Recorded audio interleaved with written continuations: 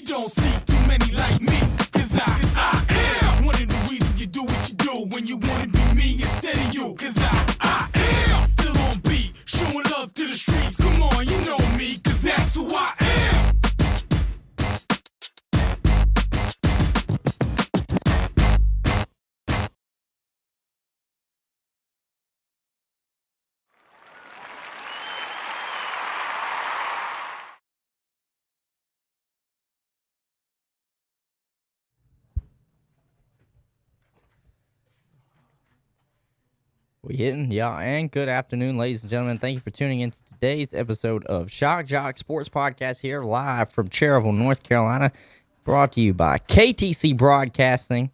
Hunter Yancey here. Kevin Hastings. Intern Tanner, as always. Sports, and more sports. We've had a very interesting weekend. Do you know Tanner's last name? Is it Howard? There you go. Yeah. I don't just call him. Well, I was intern. wondering if you did better than JP. You did better than JP with getting Tanner. Right. I just like calling him Intern Tanner because it's like a label. There's a radio station you hear around here. I think it's 106.5, and they play rock music. And every time that you tune in there, or the morning show when it gets done, at the end they're always like, "All right, intern such and such, take it away." And I know, and everybody should know by now, there's not really an intern there because it's the same voice every time, and it's just pre-recorded. It's been that way for years. But that's what I think of it whenever I say Intern Tanner. I'm like, he's about as excited as that guy was. Yeah, absolutely. He's like, his response is, "Hey, thanks guys. He does a good show. Thanks guys, it's a good show every time. Good show today, every guys." time. Yeah, it's Woody and Wilcox. I think that's who does it. Yeah. So the cover story today on ESPN. Have you looked? I've not. The 5 players who could pass Mike Trout as Major League's best player this season.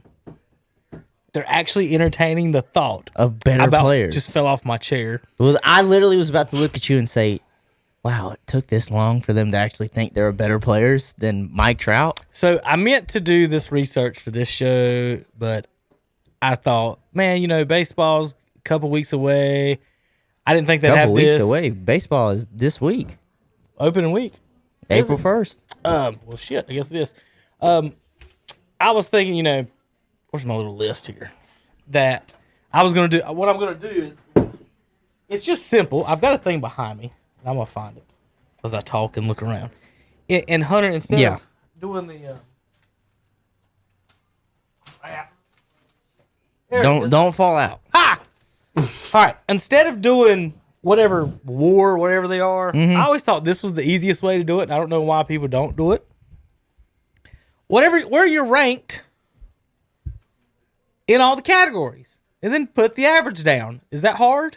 No, I know what you're talking about. Like, where are you ranked in home runs and batting average amongst all the other players, and add it together, and there's your average. And then the person that's got the highest and closest to number one is the best. So this was 2 years ago when I did this one, and I named like 8 people. It was J.D. Martinez, Mike Trout, J.D. Ramirez, I guess that's J.D. Ramirez, Arenado, Christian Yelich, Mookie Betts, Bregman, and Altuve. He had just won the MVP. Then we had, now we can take them off because they were cheating. Right. Then I threw Matt Carpenter in there as a Cardinal just to compare, and then I also had some Yachty stats as well.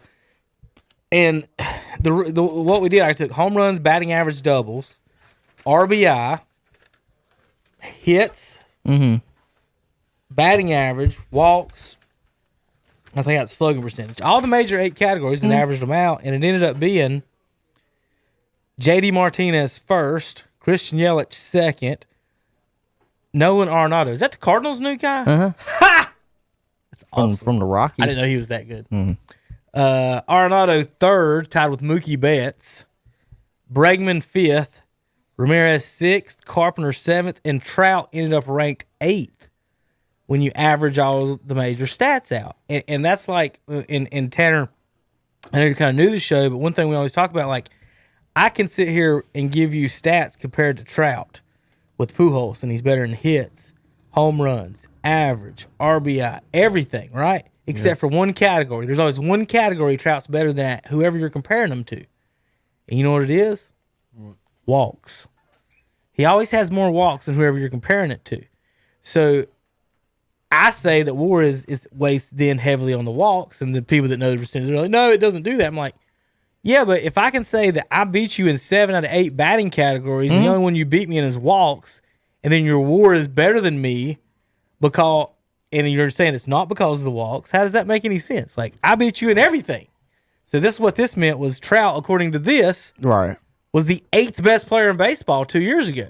And that's just in the one and year. even especially if you look at last year too, think about it. Didn't he miss time last year because he had a kid, and then he wouldn't even be in the top categories from last year. So here's the 5. Let's see if any of them landed on my list from 2 years ago. Christian Yelich is one of them. Here's their last 162 games compared. Yelich and him both have the same batting average. Trout has more homers, more RBIs. You want to know why Christian Yelich doesn't get the love that he deserves? And I love watching Christian Yelich. I think his swing is phenomenal. It's because he's in Milwaukee. Yeah. Pull up my computer 100%.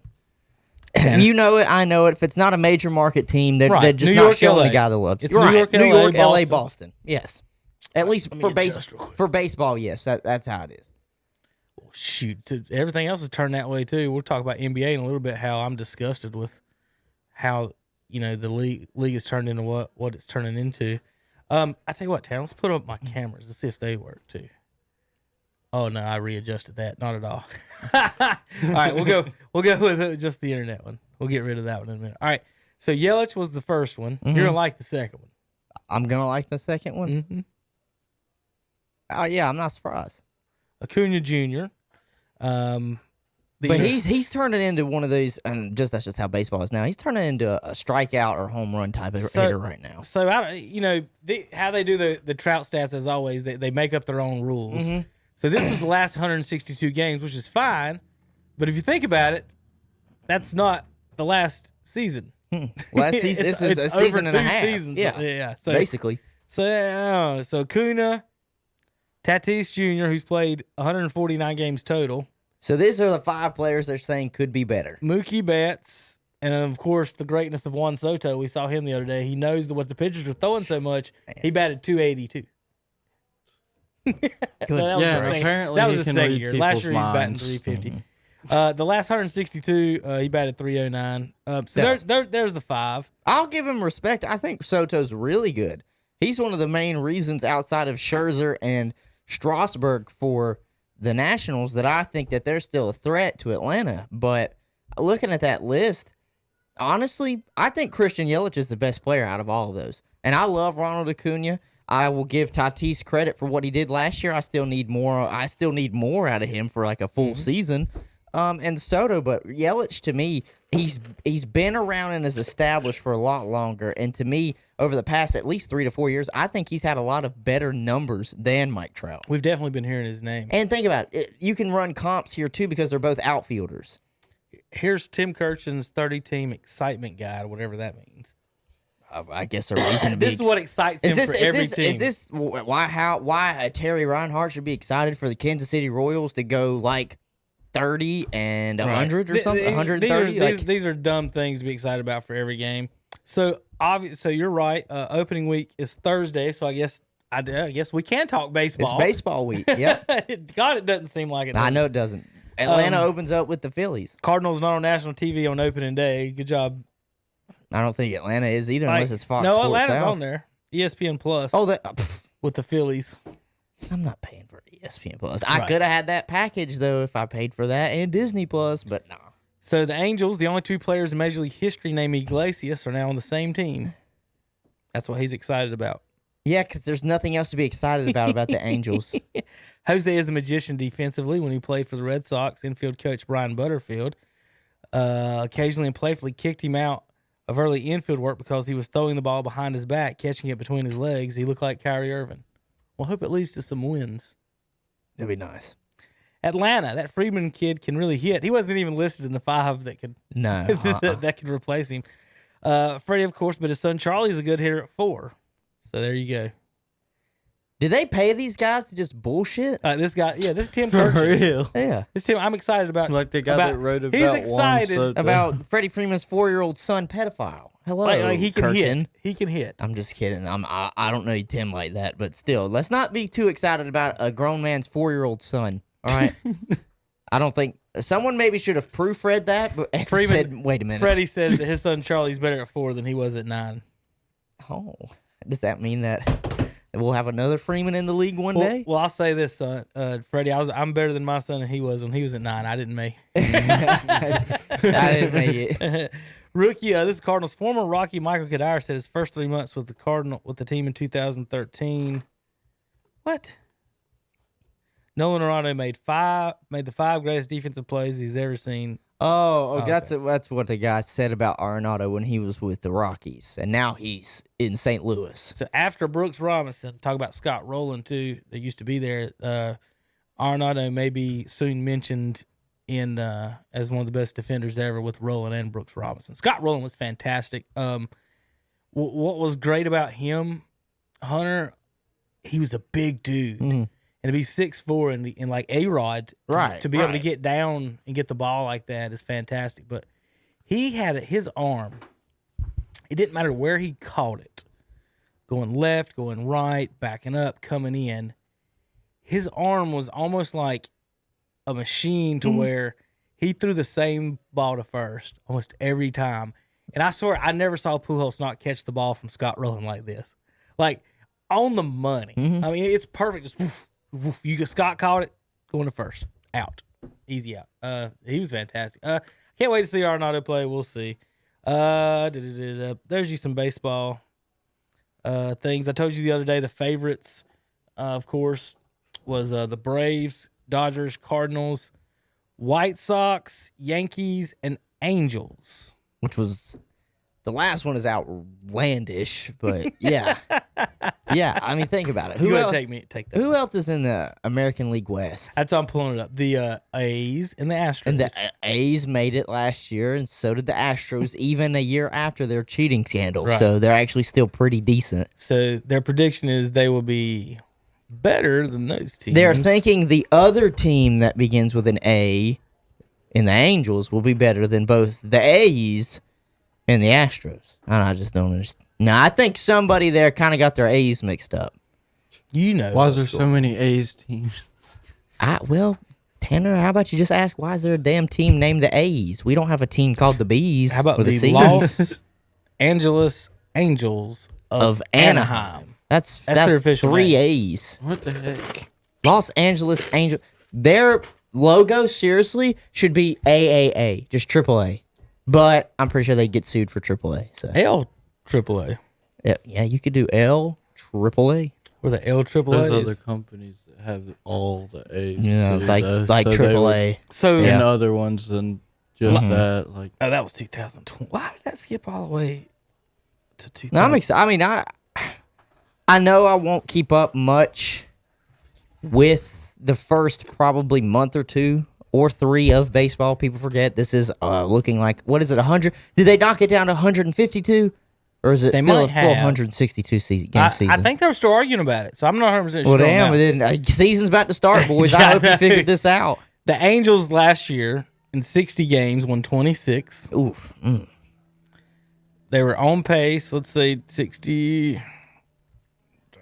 Well, what's 3? Their winning percentage was 433, so that's easy. So I'll take 162 times 0.433. What's up, buddy? Just sit down. Just sit down anywhere.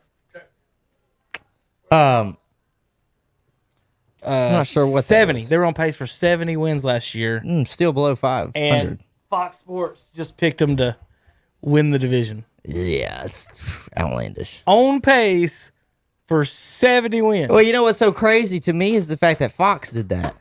Now, Fox has some stuff based in L.A., obviously. Yeah. But the one that's been really riding the coattails of the Angels and Mike Trout has always been ESPN, and I don't know who ESPN's got predicted.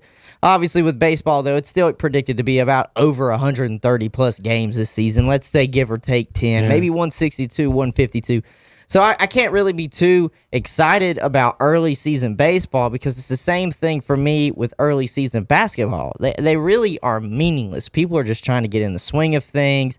They're getting everything figured out, your rotation-wise. Then once it hits after the All-Star break, that's when it starts to pick up and the games start to mean a little bit more because it's the home stretch getting ready for the playoffs, and people are really concerned about seeding and positioning in the playoffs. So that's when I'll really get excited for it. They said Baseball, it'll be 162 games. so still. they think it's still going to be 160. Okay, that's fine. Yeah. Baseball, though, to me, they need to look at the model that they did last year and just cut out the 100 games, go 62, or I'll even be fine if you go like 70 or 80. That's fine if you don't want to cut out a full 100. Problem is, then where are they going to get the amount of money that they need to pay those contracts? That's beside the point. If you do that, last year I was so enveloped in what was actually happening in baseball because it was an actual sprint this time. Like you have 62 games that we're playing, and then once that's done, postseason time. We're adding extra teams to the postseason, and to me that was perfect because every game was to the equivalent of as if you were playing 3 games. You couldn't afford to lose it because if you did, that would be like you were 3 games back because you don't have those amount of games to make up that loss. So Is it I a wish 7-game series too, isn't it, in the playoffs? I think the first round's 5, then it's 7. I'm not sure if they're changing it like they did last year, adding another team and whatnot. I think they want to do that, but to me, if you're going to add playoff games, I want to see less regular season games. Yeah. I want you to get to the playoffs as fast as possible. Sure, I'll enjoy the ride on the way there. I'm not one of those people that's not going to enjoy the journey of what the baseball season is going to bring, especially for Atlanta. I really want to see how they do and give this team time to develop, obviously with Markakis retiring, and we're bringing on Panda. He's going to be a big help for us. And especially give Soroka time to ensure that he's healthy enough to come back and be our ace, or work him in as a second day pitcher. But to do that, you could still afford to cut down to like 70, 80 games. Yeah. There's no need for 162 because the common fan like me, I'm not a diehard baseball fan. I like the sport. I don't eat, sleep, and breathe it.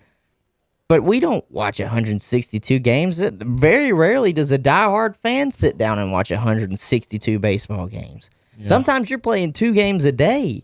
That would be 6-7 hours of baseball you would consume in a day. So if they just, I just think the MLB, if they would just look at last year's model and how good it did with how they shortened it, and then expanded the playoff, I think they'd be great. I think they'd be in a damn good spot. And they don't have to cut out the 100.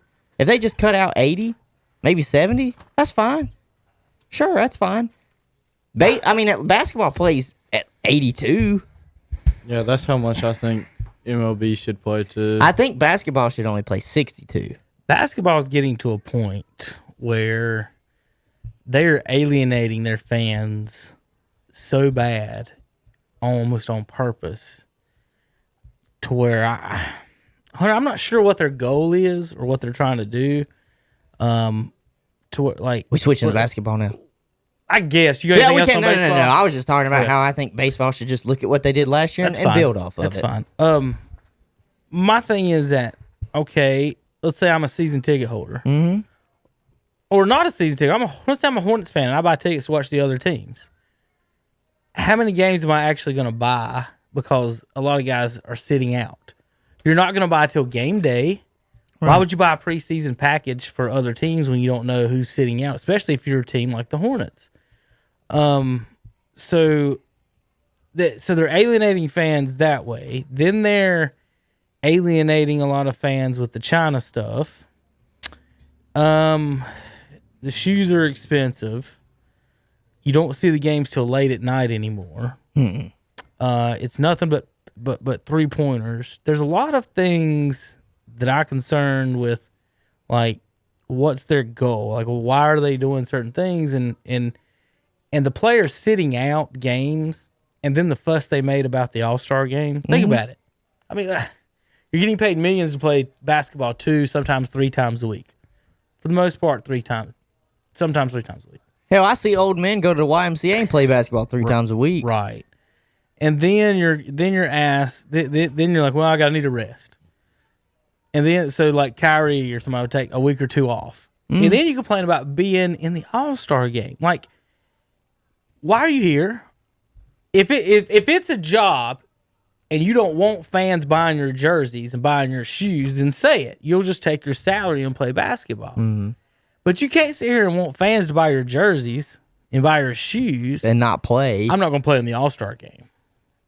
Like, what do you? This generation isn't giving back to the fans. You got Durant arguing with fans online, and I think Kevin Durant is one of the most, if not the best, most talented basketball player this planet's ever seen, and he wastes his time tweeting with people.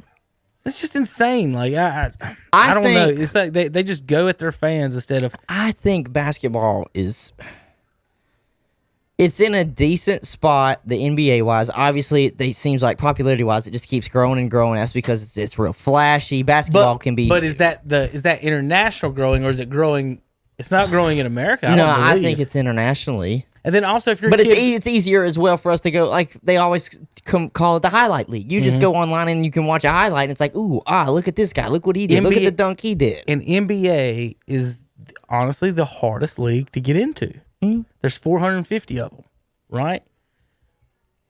In football, you have 53 times 30. That's 1,500 right there just on game day, not counting practice squads. Major League Baseball, 25 times 30. It's almost 900 people. Not to mention minor leagues, what they have on their minor league rosters. So, with what they're doing, I as hard as it is, like if you're a kid growing up, like why would my kid spend any amount of time learning to play basketball? On the average, unless you're 6'6" and taller, you have to be one of the most best athletes on the planet to be able to be a point guard in the NBA under 6'5". So why would I have my kid at any point in his life play any basketball? I'm not saying I don't want to. I love playing basketball growing up, but when I sit here and think about it, if I would put the hours that I put in playing basketball into playing golf or baseball or something that I could actually make it in, right? Maybe I would have been really good at one of those. And I love playing basketball. Pickup basketball is probably my favorite thing to do in the world. Yeah. But if you got the right enough people in the right time, or the amount of time in the court and everything, it's fun to play. But what I'm getting at is that as a kid, I've got all these kids got hoop dreams, and I want to be a basketball player. Well, almost in the NFL, I mean, look. So Chaz and Sage about the best. You sit there and look at East Lincoln. You say, "Those are the best athletes. You guys set state records." Right. Sage is the all-time leading scorer in basketball in North Carolina, and he didn't even play college basketball. No, football. So, unless it's baseball or golf, unless you're a superhuman speed, or superhuman size, those sports are almost to the point now out of question for a ton of people and a ton of fans. Right. And then for you to sit there and say, well, we're not going to go to the All-Star game, we're not going to come to the games. What incentive does my son and myself have to go and watch that game. Being a Hornets fan or being an NBA fan, one, go to that game too. And why in the hell, and we'll get to that in just a minute. I was the last one. I don't want you to touch on it yet, but why in the hell should we be a Hornets fan? Right. There's no chance of success. Well, no. You said, how did you first phrase this? It was like divisive towards the fans. Right, because what I mean is to me, I think it's divisive towards small markets. Right, 100%. But I wanted to get to that last. First, right. I want to be to the fans to where, hey, we're not going to show up, and we're not going the All-Star game. Like, you know, like why is there an attitude about the All-Star? I don't get that. They act like they're being inconvenienced to ask to play at a basketball to game. get paid for what they're actually getting paid to do. And a lot of guys, it seems like to me, a lot of them don't want to actually. That's the thing, Hunter. When you have the bench warmers making $10 million a year, where is the hustle? Well, there isn't. Gonna come from? I promise you, there isn't. When you look at it, I know exactly what you're talking about. How many times do we see? Like, think about it. And I'm not just bringing it up to say that's the old school versus the new school now, but Michael played 82 games. If it wasn't for a severe injury, he would not sit out. And now I see every now and then, like when Kawhi comes out and says he wants to do load management. Unless you're injured, I really don't think you should sit out because I put it in layman's terms like this: unless you call and use like PTO or just call and say I'm going to be out of town here, I'm not going to be in there for work, or you actually have to even ask and say, can I have these days off in an everyday job? Right. It's not just like I can just say I'm not coming in today on like a Tuesday every day. If they want to take a practice off, nobody in the world will care. Oh, take a practice? Yeah. What? Like if you think that your practice is taking so hard, off? That's what I don't get. Why are we taking games off? Why are we taking weeks off for birthdays? Oh, right. I'll never forget Tanner growing up, and this wasn't his fault, but so the way the schedule works, the West and the East only play each other home and away one time.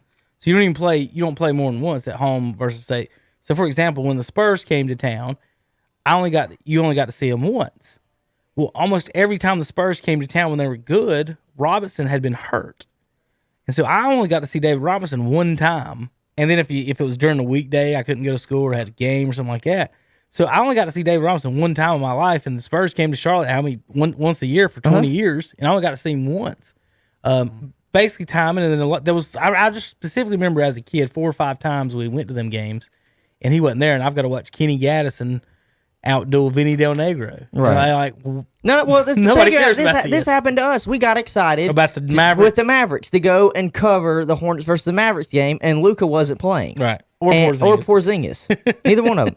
That's like with me and my buddy. We actually went and the rest of our buddies for his like bachelor thing that he wanted to do. He wanted us to go see the Hornets versus Bucks because he wanted to see Giannis play. And guess what? Giannis didn't play.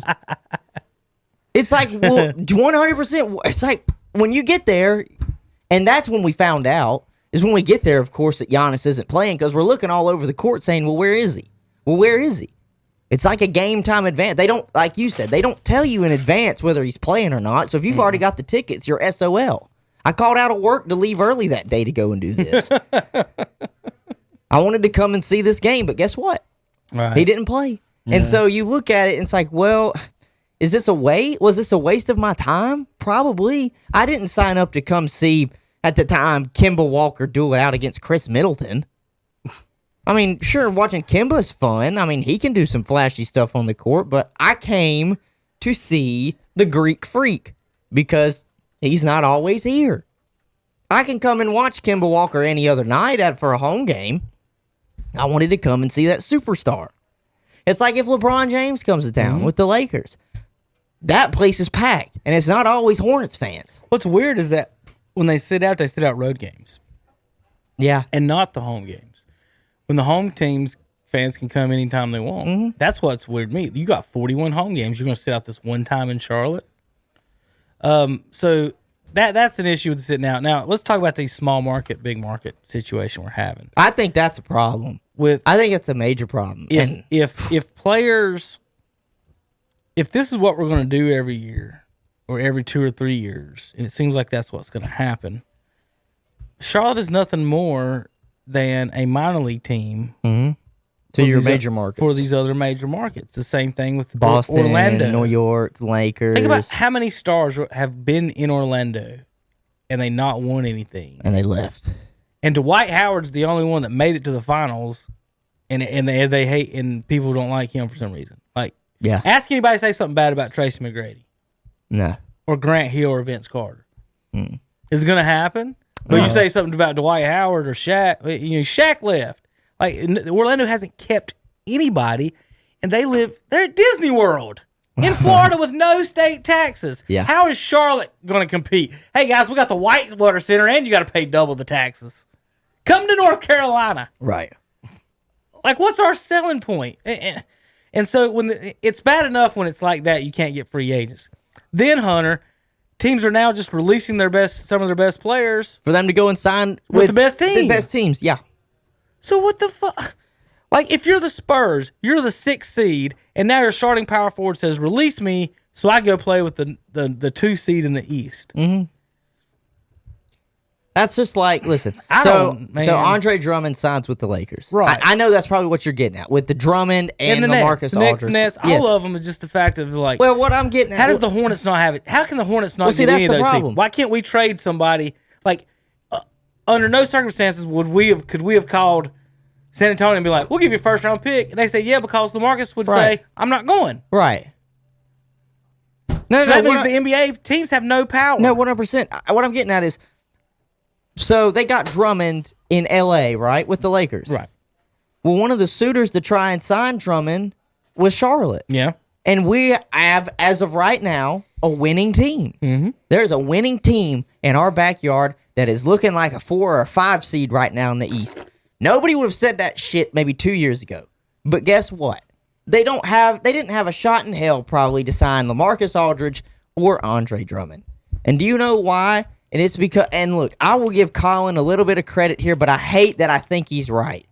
They wanted to go and play, and you can't really knock them. They wanted to go play with KD and LeBron because for LaMarcus Aldridge at this point in his career, it's ring chasing, obviously. Well, people think Tristan Thompson was a good basketball player because he played on LeBron's team. He won a championship. When he got a ring, people think you're better than you are. But then when he went to Boston, he really isn't as good as people. And when LeBron left, they aren't as good as they think they are. I'm just saying, but you notice where those two are at, and it's unfortunate because they're both, like KD and LeBron both are with New York and LA teams. LeBron just so happens to be with the largest brand in the NBA right now with the Lakers.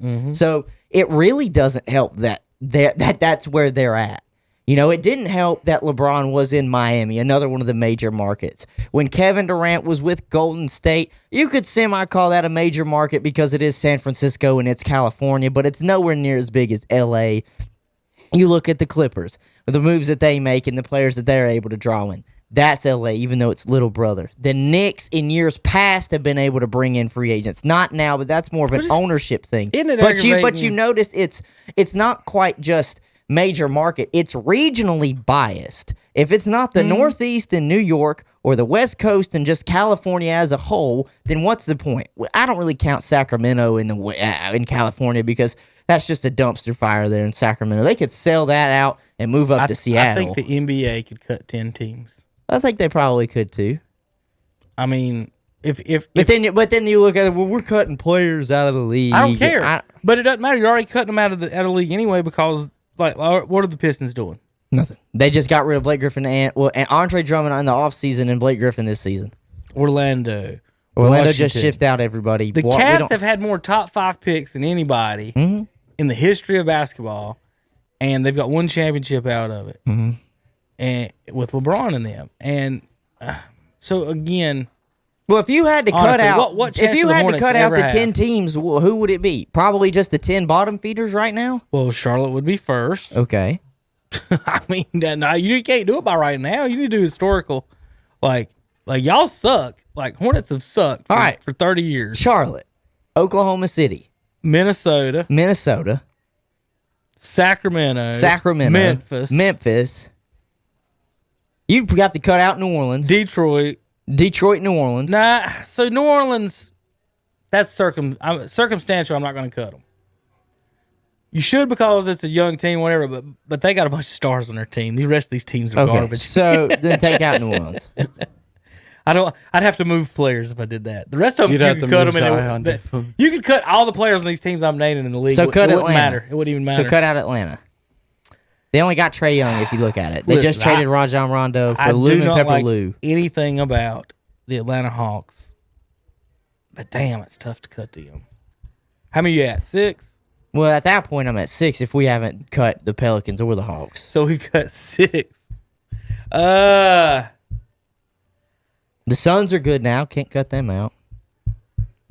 Devin Booker still plays for them, doesn't he? Yeah, he only had like 40 last night on the Hornets or 30-something in overtime. Well, I'd be happy with 6 off the top of my head. Put it that way. You could talk me into 4 more. You could talk me into Cleveland. Well, even think about it. So you could definitely talk me into Toronto now. The Tampa Raptors. Go ahead and put them on the list. 7. They're 7. Even though they just won a championship 2 years ago. But other than that. How's Miami? No, Miami has to stay. Yeah. That's too big of a market. Miami. But Toronto, they What ain't about playing their hometown. and San Antonio has to stay. They've been good. Dallas has to kick stay. San Antonio out. Kick the Spurs out. Might as well. They'll never win again. Not now. Honest to goodness, if I told you in 30 years the Spurs and Hornets will both still have 0 championships. It's not like Popovich is coaching for 30 years. He's coaching for 3. He's done. What are they going to do? San Antonio, only reason they're in the spot they were to be successful in the first place was David Robinson and Tim Duncan in 2 different drafts. And unless that happens again, there's no way in hell San Antonio will ever be good again based on the small market. You keep Portland in there? I mean, as long as Dame's there. But as soon as he leaves, when they don't have a star. Well, here's the thing. But Portland. That's what people have to worry about, though. So Dame eventually is going to be in the same position LaMarcus Aldridge and Andre Drummond were in wherever. Cut Portland. Because here's why. Who wants to live in that god awful city? Okay, yeah. Who in the hell wants to live in that god awful city? It's rainy, it's cold, and the people that live there are morons. Listen, all right. It's nuts. But listen, Portland and all these other teams, maybe even Phoenix, say they don't win anything while they got these young talent. Yeah. And Damian Lillard. Well, Phoenix didn't win anything till Chris Paul. Well, right. Damian Lillard. Yeah. And Devin Booker, and let's just think of other guys out there that, well, regardless, I'll start with those 2. What happens when they become free agents after this contract that they're on right now runs out and they still don't have a championship underneath their belt? And they got an opportunity to go to a New York, LA team, a Florida team, or a Texas team that's got loaded players. Like, why would they not? You know, and everybody else is just out here to try and fend for themselves by either drafting right or overpaying for somebody. Here's what's weird. And it doesn't even work. Charlotte could have offered Andre Drummond probably the most money compared to all these other teams, but it doesn't matter. You know why? It's Charlotte. And he and LA are in the and LaMarcus Aldridge, not the Lakers. Him and LaMarcus Aldridge are in the same spot. It's ring chasing at this point. They're going to ride coattails. Think about this. The only reason Brooklyn is in the position they are in now is because they convinced Kyrie Irving to sign with them instead of the Knicks. Because Durant wanted to play with him. Yeah, and he was going to go wherever he he didn't really went. give a crap where, it seems like. And then Harden joins him, and then all these other guys join him. So the Nets 5 years ago were over the cap, had a terrible owner, had no players. 3 players over the age of like 35 and Kevin Garnett, and that they had traded the whole, like, their future for. Like they didn't do any like franchise building. No, they didn't do anything. They just went out and acquired what they could. They don't even have a third color on the uniform. It's just black and white. All right, the Brooklyn Nets and the Los Angeles Lakers are all playing the same kind of ball that the Los Angeles Rams are doing in football. They just trade draft picks or whatever they got to go out and acquire talent. They don't care about in the future. They're trying to win now, and that's the MO right now. Those are 2 big markets where the pressure is on for you to win. It would be even more pressure if Kyrie and Kevin were with the Knicks. You know what I'm saying? Because that's the Knicks. The Nets have always been considered a little brother. But those markets right there, it's win now or you're fired. Can you imagine? Think about this. What if this all blows up in both the Lakers and the Nets' face, and they lose at some point? Like, think about this year. What if they lose both in the conference finals too? Lakers lose to the Clippers or the Nuggets. I'll give the Nuggets a chance. And what if the Nets do lose like the 76ers or the Heat, who keep acquiring players as we've been seeing? I mean, it could happen, and it just blows up in their face. What are the Hornets supposed to do when you can't even trade for a guy because he'll say no. Like, how are you supposed to make your team better? How are you supposed to be a competitive team when if I want to trade for LaMarcus Aldridge or Andre Drummond or any of the Aaron Gordon, we're going to get turned down on a trade, and you don't even have no trade clause. You're just not. I'm not going to show up. I'm not going to go to Charlotte. Like, how are we supposed to compete? And then teams like Brooklyn, who are in LA, who already have players who did their best. I'm going to give you did. I'm giving you all the credit in the world. You acquired the good players, but now you're not doing shit to get Blake Griffin to your house. Right. You're not doing nothing. They're just there, and it's not fair and it's not right to all these small market teams like the Charlotte Hornets. And it's aggravating as piss. Did you see, real quick, 2 games from last night I wanted to mention. Hornets lost in overtime to the Phoenix Suns, who have, second best record in the NBA right now or something like that? Back in the West, I know that. The Jazz still sitting at first in the West? Yeah. That's a quiet first place team, let me tell you. So, Devin Booker had 35 last night. Guy's baller, dude. He's so good. Ayton had 14 and 14. And I like DeAndre Ayton. There's a lot of players I like on that Phoenix Guess team. how many assists Chris Paul had in the win? In a win? In the 101-97 win. How many assists did Chris Paul have? Just 10? One. I was real high side on that one. I knew you would be. I'm like, he ain't getting this one. Jeez. I don't know how the Suns are doing it other than Devin Booker's playing fan. Look, let me back it up this way. I know how they're doing it because it happens all the time. Regular season dudes don't play hard. Chris Paul plays hard in the regular season. If you have a point guard playing hard and running his team and his offense, his team will beat yours if you're not playing hard. And that's what he does. Once you get to the playoffs, everybody's playing hard. So Paul, 16 points, 1 assist, could beat the Hornets just running the offense. And he didn't even get an assist. Jay Crowder had 2 points, 4 assists, and 5 rebounds. And Torrey Craig, the terrible dude from the Nuggets last year, he had 9 points. So that won. You know who did not play? Malik Monk. He is instant offense. He reminds me of kind of not exactly like him, but the instant offense. He's a Jamal Crawford to me. Comes off the bench, 6 man. He's going to do something. He's going to get some points. He might not guard anybody, but by God, he's going to come here and get the fans going. 6 man. He had, the night before, he had 34. How about last night? Devontae Graham, 30 points. Terry Rozier, 22. Gordon Hayward, 15. So from those 3 guys, they got 67 points. Which is great. Almost the magic number of 70. Yep. Miles Bridges had 18 off the bench. PJ Washington, Hunter. I would have moved him. Goose egg. I would have moved him. PJ Washington had 0 points. Now, he did have 12 rebounds. He went Dennis Rodman on him last night. But what are you doing out there getting 0 and 12 if Biyombo's on the floor getting 2 and 4?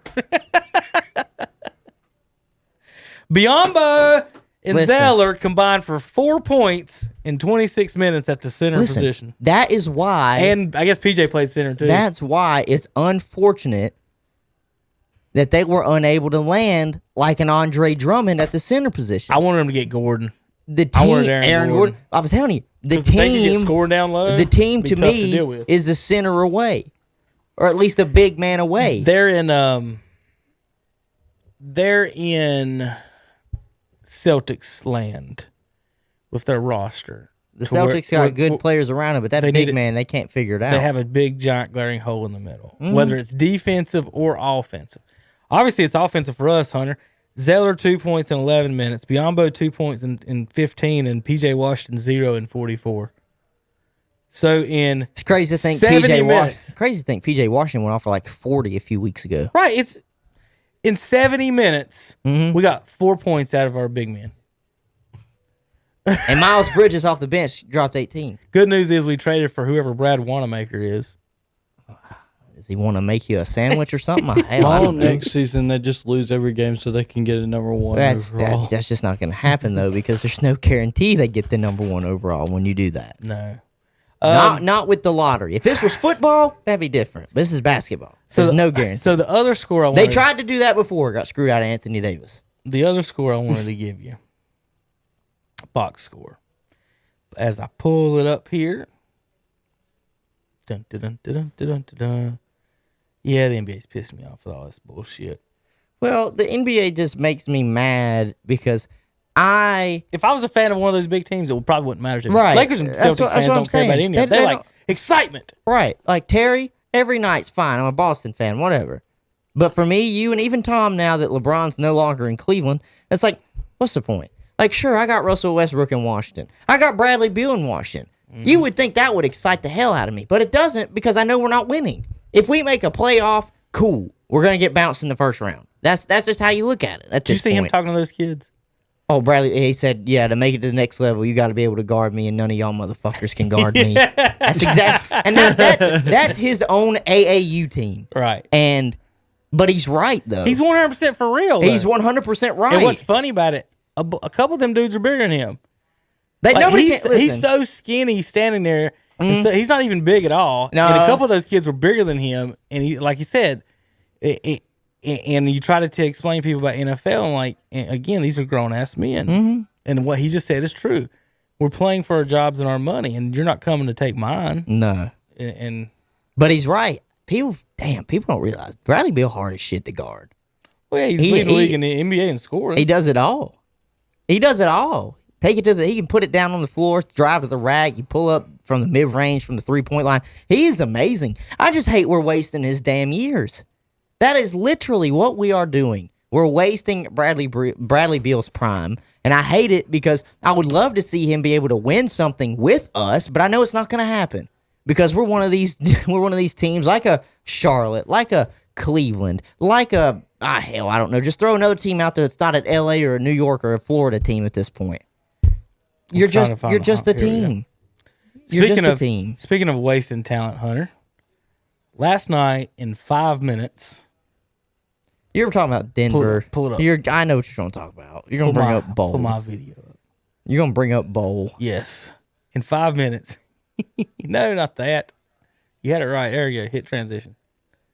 In 5 minutes, the GOAT had 8 points. Whoop. Floater. Nets.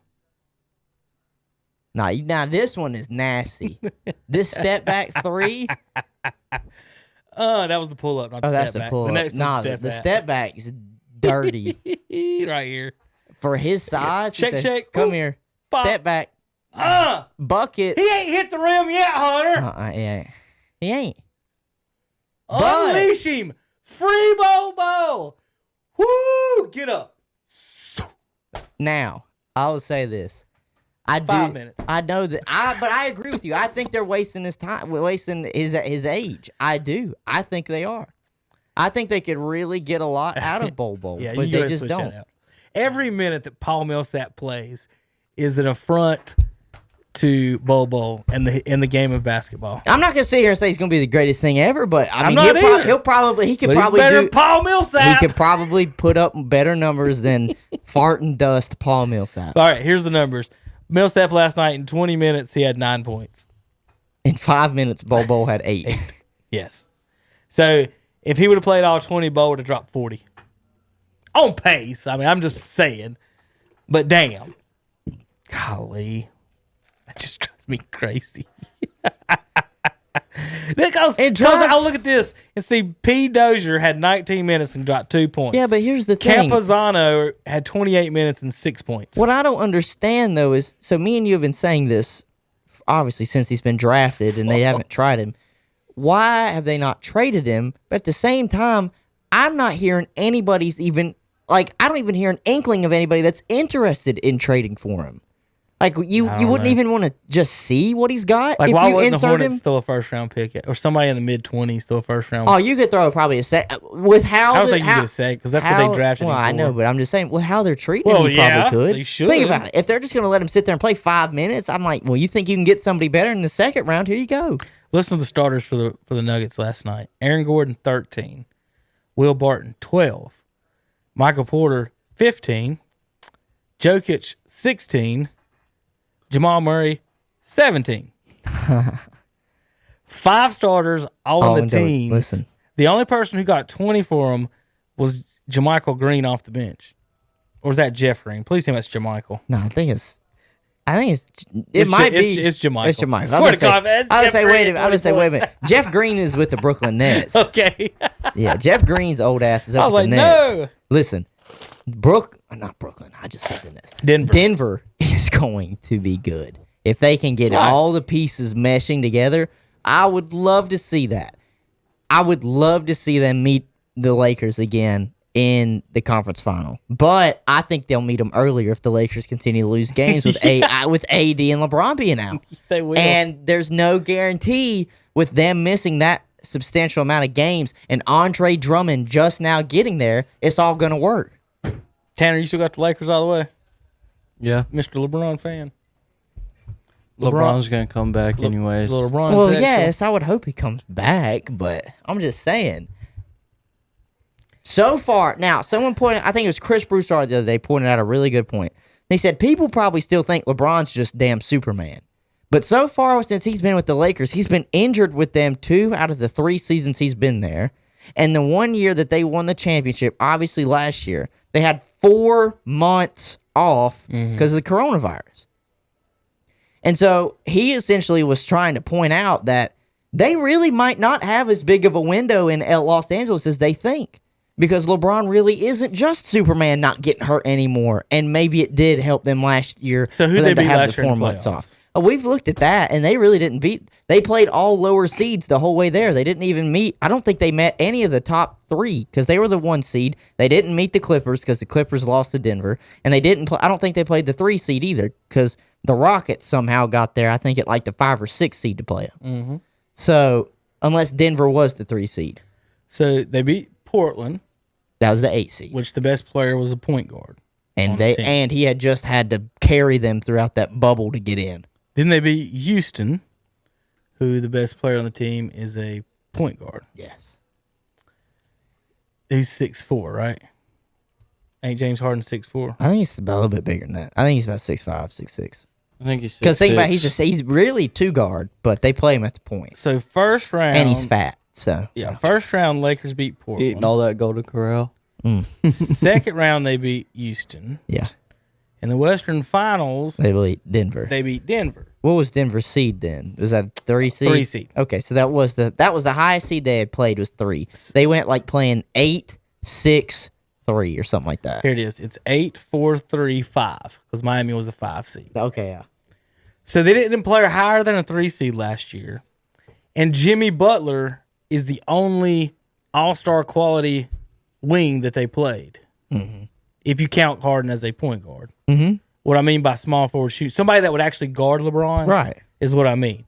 I feel Because like Michael the Porter NBA Jr. was is just a rookie joke. last year, so he had no business trying to be Right. on LeBron. So they had LeBron didn't face a single all-star quality forward or guard until the finals. He faced all-star caliber point guards, though, Right. and Jamal and James Harden. And Damian Lillard. And yes, and Jimmy Butler technically can play a 2. But again, you're a 6'9" small forward. You're not concerned with the only point guard that's been able to knock him off or Steph. anyone off is Steph Curry. There is no other point guard. Isaiah was the last one that won a championship.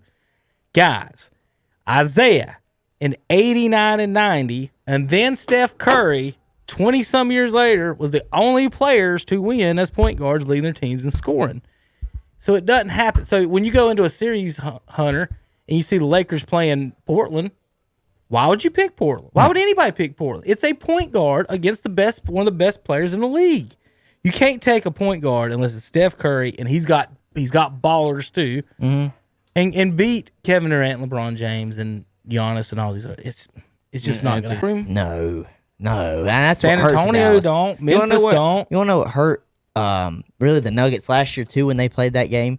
Jokic is great, but speed and size-wise, he still doesn't match up well with Anthony Davis. He Not- really not doesn't. great, Not but- defensive. But people forget they went out and acquired JaVale McGee for that. But see, here's the thing. So basketball, you're matching up. So you normally say Jokic is out playing the other center. Well, now when he don't play the other center, okay, that's fine.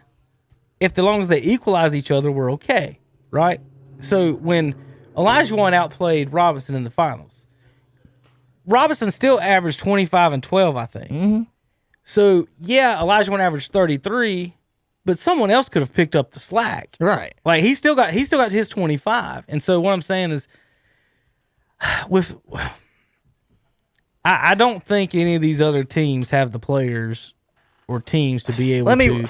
Utah has the defense with Gobert and the offense with Mitchell to be able to affect them. So let me do this Because Jokic, I think will be even real quick, and then Murray just has to outscore LeBron. Yeah, I think it's gonna be Denver and the Lakers. I still think the Clippers are still trying to figure their shit out, so I think it'll be Denver and the Lakers in the finals. But if it ends now, it's Denver Lakers first round. Yeah, it's gonna be Denver Lakers first round. So let's just do that. Right now. Regardless, their matchup. So their matchup, get everybody that they have now.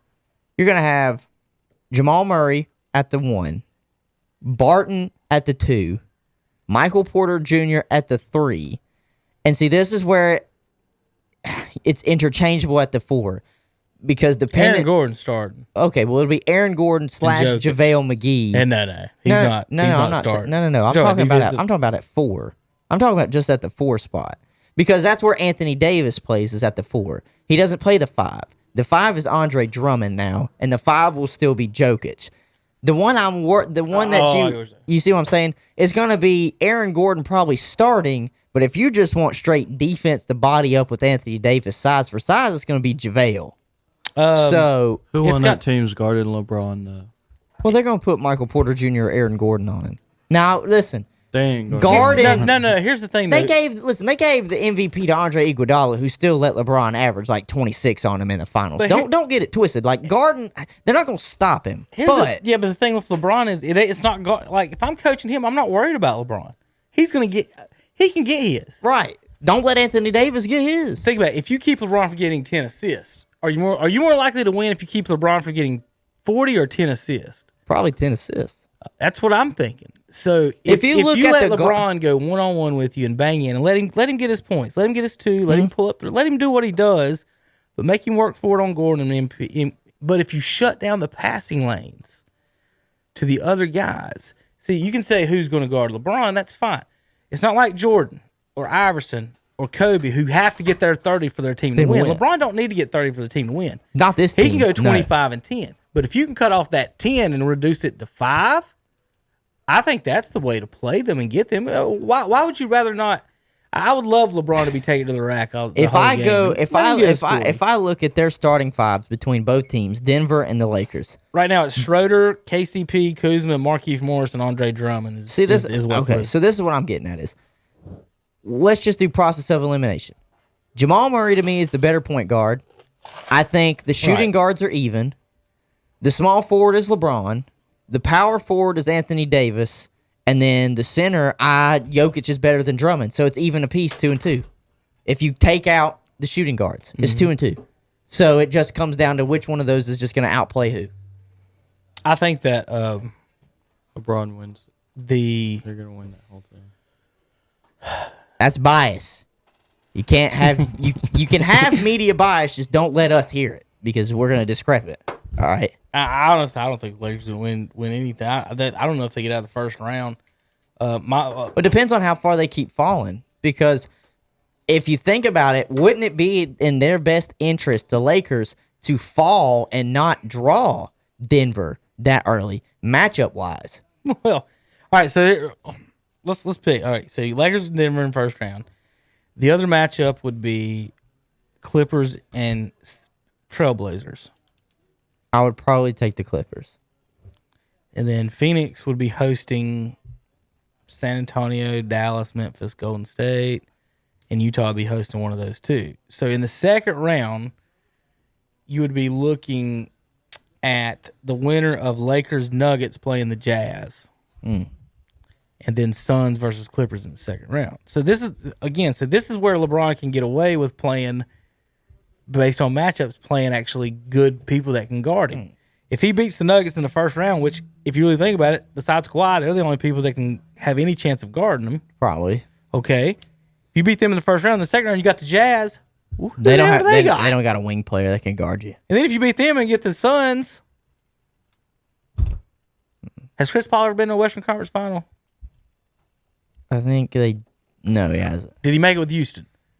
They did. Houston I was did. about to say, I thought Or he Paul did, but he make it with them? lost. I know he Because- lost. Because the thing was, like, he'd never won a Western Conference final, obviously. well, to with get the to Clippers, the finals. Clippers have never been to one. No. Just like the Hornets. Mm-hmm. So I know that hasn't happened. I was trying to think if did they get make there it? with Houston. I'm thinking. I think he did. he might have. Is that the one where Chris Paul got hurt and it came down to James Harden in the Western Conference Mm-hmm. Finals? Yeah. And it was against Golden State, and they lost. I think that's what And that is that the year same year Durant blew his I think it leg? is. Okay, all Uh-huh. that. Like, just think about that. We talk about this in the NBA, and then 2 weeks before the finals, Durant might blow his ACL, and just whoever's playing them, you're the champs. I don't know. This is just, it's crazy when you sit there and you try and break it all down because at the end of the day, think about it. We watch a whole NBA season. And it's just Some gonna be people do, Durant and LeBron at and the it's end. going to be the LA and New York team. I know, you know, we all know. And we can sit here and break this down as much as we want, and still, it just seems like no matter what we say, seriously, I could make every argument that says Denver will take this to 7, but that doesn't mean they're going to win. It just means they're going to make it competitive. Now, I will say this. I take that back about the Lakers. Wouldn't it be better if they just dropped down? Because they don't want to keep falling because they probably don't want to be caught up playing those playing games, unnecessary games to see if they get Right. in. Think about that. What, you want a 1-game shootout with Golden State? Probably not. I think that. I think the a Lakers 1-game shootout with Golden State. I think the Lakers even would still, without Clay. I think the Lakers would still win, but I don't think they want to play Yeah, it. but what if Steph gets hot on them? That's the thing. Who wants a 1-game shootout? To me, I the just look at Warriors. it as and we've looked at it before. We just look at it. That's really just an unnecessary game. Mm-hmm. Seriously. And so if you don't want to be in that position, you can't afford to keep sliding. So if they get close, let's see how quick LeBron James don't say, "Damn, this ankle feels great. I'm coming back to play." I think about it. He's 36, 37 years old. He really doesn't want to be playing unnecessary basketball games. All right, Tanner, you want to see me get Hunter fired up? I've been waiting on this one. You ready? Hunter, how bad is American soccer? Dude, they're bad. The United Now, States. with that said, they're so bad, they make 25 times the amount of money that the women's teams do. Right. this And the has been- women's this has- win more. This has been a big argument on television. I know. And with the White House and everybody lately talking about equal pay. And for the life of me, I can't understand what these folks don't understand about. Revenue. If we don't make the amount of money that Yeah. they do, I can't pay you what anyone else makes. But we win and they don't. Okay, you win at your level. You won the JV race. Kyle Busch does not make as much money winning the JV race as he does the NASCAR as he does race. the Cup race. Right. Again, finally, if you want to compete and do the same job, try out for the men's team. If you girls are so good, why don't y'all play in the men's division and win that World Cup and save the country? Save the queen. Right. Save the union or whatever you want to call Listen. it. My problem I've always had when they make this argument How can we beat Is- shitty teams like Honduras? is revenue 360 wise. million people. Is revenue wise. It is no. Oh, yeah. It is not a it's not a shot. I don't even see why it's even a question. It's like not a hard. shot. It's not me taking a shot at the women's team. No. It's just you think about it. Which of these departments brings in more at UConn? UConn men's basketball or UConn's women's basketball? Probably the men's. Mm-hmm. I haven't looked at the number, but if I had to guess, probably the men's. But which team wins more? Probably it's not even probable. It is the UConn women's team. Mm-hmm. They're a juggernaut. Every year they're in conversation for a national championship. That's just how it goes. And so now That's a good I'm pretty example to sure bring up I'm UConn. pretty sure the United States Soccer Association covers both of them. So if we're pulling from a pool, I would get it. But at the same time, That's not what the contracts are. no. Yeah, they have contract. So the men's World Cup, yes, Like- it's based off of the World Cup. men's It is. World Cup last year brought in $7 billion. Yes. The women's brought in $60 million. There's a difference. I don't think people No, realize. I got that wrong. For somebody who's watching, that's the NBA. That's the NBA WNBA. NBA, WNBA. It's $7 billion to $60 million. So like the WNBA girls is say if the leading girl wanted to be paid the same thing as LeBron make $35 million, she thinks that one girl should get paid more than 55% of the league's revenues. Yes, yes. Like that's what my argument gets down to every time is I always talk about it's revenue. It has nothing to do with whether or not you're a male or a female. If the females made billions of dollars, they'd pay them, wouldn't they? Yes, if the women's national team brought in more money, by God, we would give you the more money. Let me ask you something, Tanner. If the Dallas Cowboy cheerleaders were actually good at football, would they not be the football team instead of the men? Because they would sell the calendars. Mm-hmm. Like, come on now, let's be real. You can go watch Powder Puff now. Well, if they could hit, yes. But they're in this world of comparativeness. Like, we win at our sport. Why aren't? Have they never been to a high school basketball game? How many people? You You go to a girls' game and there's 25 people there. You go to a men's game and it's 100. Now, I don't know about soccer. And I don't know as far as men and women if there's differences you should change as far as if you could make changes to the sport. But Hunter, what I don't understand as far as the basketball goes, and I've talked to plenty of girls that play basketball, and some of them like it, some of them don't. But why get offended when, all right, so you say we're not paid the same, and then we'll say, well, not enough people are watching. And you'll say, well, we're not marketed like you guys are. As of July 10th, there was a article that was written saying that the United States women's soccer games are now generating more revenue than the men's, but the players still earn less. Okay. Let that revenue continue to build up, and guess what? You'll probably be able to pay the players more. It's part of that. It's part of the World Cup money you're talking about too. Yes. That's part of the deal too. But what they don't understand is this: you can just look at the men's soccer league in general, and they probably sit there and wonder why those players aren't getting paid kind of like what basketball players and baseball players and football players are. But you look at what the money is that they bring in, and they can't afford to pay anywhere near that stuff. It's just that's common. It's just common sense. Is there anything? Now, I'm just asking you. So, in tennis, the men like Serena and Venus tried to play a guy that was ranked, I think it was 150, and he smoked them. And then they readjusted and said, we want to play a guy that was ranked 300. Well, that same guy lost a match the next week and dropped down to 300, and then they wouldn't play him again. Mm-hmm. So Venus and Serena can't beat the 300th best men's player in the world. It's a different game. So men's tennis will hit baseline shots back and forth with each other. The women's move around more, come up to the net, and play the net more. So it's a completely different game. The men put more spin on it than the women do. The male that played him, he said, all I did was putting spin on it, and they couldn't return it. Mm-hmm. And so that's a totally different game in men's and women's tennis. Now, men's and women's basketball is totally different too. Is there, because I'm just saying this, besides just speed and how hard you kick the ball, is there any other differences in women's soccer than men's soccer that I, as a casual fan, might not know or be looking for? Because basketball's obvious with the smaller balls. Well, it's a physical thing. And no dunking. It's a physical thing, too. I'm not, and again, anybody that's listening, this is not diminishing the women or anything. There is a reason why we have classes for men's sports and women's sports. It is a physicality thing. When I was in high school, I think I was a junior going on being a senior. There were about 8 of us that went out to just help and watch the women's soccer practice, all right? I know Cliff, that was the coach at the time. We all went out there. We were varsity players for the men's team. And that team had very good players on the girls' team. They were very good. I'm serious, maybe all conference and stuff. Mm-hmm. But there is a difference. When I tell you that we beat them 8-11, we beat them 8-11. Like I'm not sugarcoating it at all. It's a speed and physicality thing. You might have the fastest girl out there, and maybe the fastest girl in the county. But what happens when we have 3 of the fastest guys in the school? Right. It's a difference. I think it was 300 people, 300 high school men last year beat the world record women's 100 meter. Like it's just you understand what I'm saying? Like 300 high school kids. People are trying to discredit biology, but damn it, that's just what it is.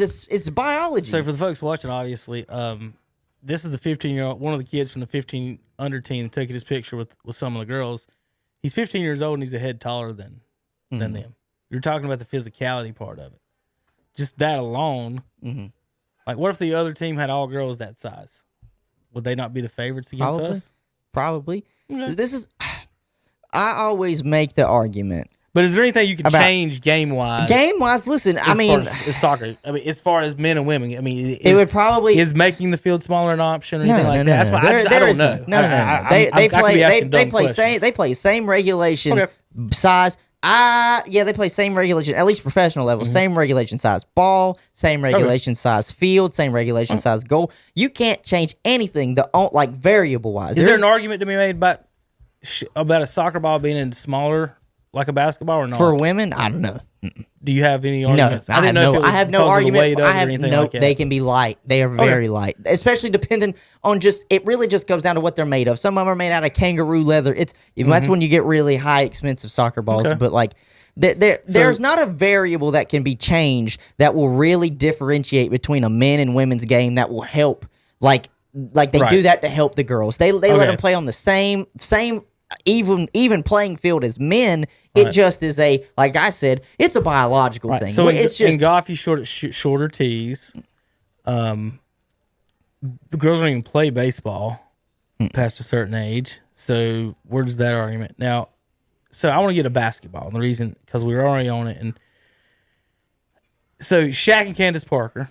I don't know if you've seen any of this going back and forth when everybody's like, "Yay, she's owning him, she's telling him off," and Queen, and I'm like. Okay, so the first argument was Shaq was talking about a pick and roll about whether the big man should show and then in retreat and how to guard it, and then she snapped at him that's not how we play anymore.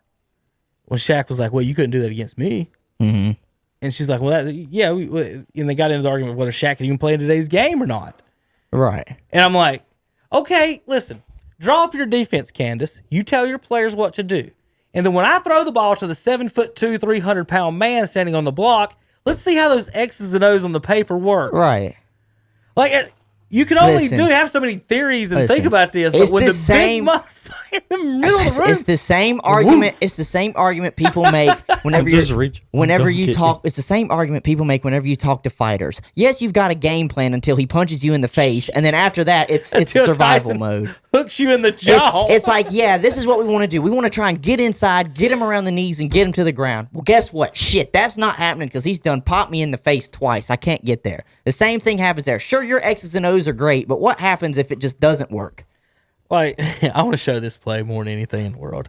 Like, this is, the whole, this is, the women can do what we can do. And this, I'm not demeaning, I'm just saying, like, you can't. But I just don't understand why we've gotten to a point now where people think it's a bad thing. It's like, there's a reason that. Have you seen this play before? Yeah, where he just absolutely wraps his legs around him and just. The tallest player in the NBA, WNBA right now is like 6'5", 6'6". Like the average center is like 6'5". Chris Dudley here is 7 foot. Mm-hmm. Big man. He would be the largest man in the WNBA, okay? By far. Now watch what Shaq does to him. Drop step. Whoo! Get off me. And Dudley throws the ball at him because Shaq shoved it. You probably couldn't see it. Yeah, no, I know he did. LJ was sitting there laughing. I know the play. I know the play. I tried to get it back. He didn't have to shove him after he dunked on him. That was what was rude about it. But here's what I'm saying. Like, so whatever Candace Parker's talking about ain't stopping this. Yeah, let's flash to the top. Shaq can't play in today's game. Get off of me. Like, come on. Which one of y'all's X's and O's is stopping that? Hasn't there been two people that said that he couldn't play in this? There's been a bunch of people that saying this. He's just stupid. No. Do you know why people say that? It's because they believe the center's dead if you can't shoot a three-pointer. And I'm sitting here saying, well, by God, if you can't stop him down low, then why would I shoot a three-pointer? Right. If he was in the league today, the game would change because every team we said before, they would have to work. You need two 7-footers to guard him. Mm-hmm. That's fine. Y'all go shoot threes. He's going to dunk it. Because you could. They're playing him. If they would play him one-on-one today, they can't stop him, and it would just be stupid. They would have to shoot outside shots. So they would have. If you're playing ones and twos, you'd have to shoot every two to try and at least keep up with the ones that he's just going to get on you. He made what 55% with 7-footers in the lane and an extra defenders. Now what's he going to do one-on-one? That's the same thing with Jordan, like you try to say. Now everything's one-on-one with no help. It's not. It'll get so ugly. So what I want to get at, as far as the women's and men's game is, so Shaq brought up the dunking. Mm-hmm. He said, and anytime you ask a WNBA player this, they get offended by it. So they complain that their league doesn't make enough money. They complain that not enough fans want to watch. But when someone offers a solution, well, what if y'all did this? They get mad and offended, saying our game is just as good as y'all's. I'm like, no, it's not. So here's the thing. She got offended when he said something about dunking. But what his response should have been? Well, if you're offended about me saying you should use a smaller goal, then why don't y'all use men's basketballs? Shouldn't that end every argument right then? Mm-hmm. They have already accepted the fact that they can't use a big basketball. They've already accepted their whole lives that they're using a smaller basketball. Mm-hmm. Their hands are smaller, and they're not strong enough to shoot that heavy ball from 25 feet. They've accepted that, Hunter. So why would you get offended or upset if I said, why don't you just lower it so you can dunk it and more people will watch? Like, how? I'm telling you how to make your game better, At least more and you're appealing. getting offended by it because you're sort of, we should dunk. Well, yes, you should dunk. That's why people watch people don't just watch it for the NBA, but my God, that's part of it. I just don't think people realize when they get into the argument over stuff like why it's men's sports and then there's women's sports. Would anybody watch a Duke basketball game or North Carolina game if nobody dunked ever? Probably not. Think about that. That's what they're asking you to do is watch. It's the athleticism. When 5 girls go up for a rebound, when a shot goes up, there's 20 sets of arms that do this in a girls' basketball game. In a men's game, somebody jumps up and grabs that some bitch and dunks it or throws it back up. It's a completely different game. And I don't understand, Hunter, real quick, why they get offended by us trying to help it and say, if you had dunking, that would open up parts of the game that you don't have now. Mm-hmm. It would open up the big girls. And then Candace said something like, Shaq said something about girls complaining to me. He's like, oh, they're coming. My daughter's going to be good. She's going to play. I'm like, no, she's not.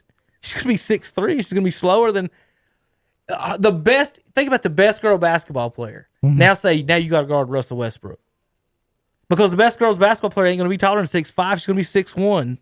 And now you got to guard Russell Westbrook. That's who you got to guard. Listen, you don't have to be Jeff Green. You it's be different. Russell Westbrook. It's different than you being probably the best girl at your high school, right? And you could it's probably completely different. You could probably take on some of the high school kids that probably aren't going to go play pro ball. If I played on our girls' high school team, I'd have led the team in scoring.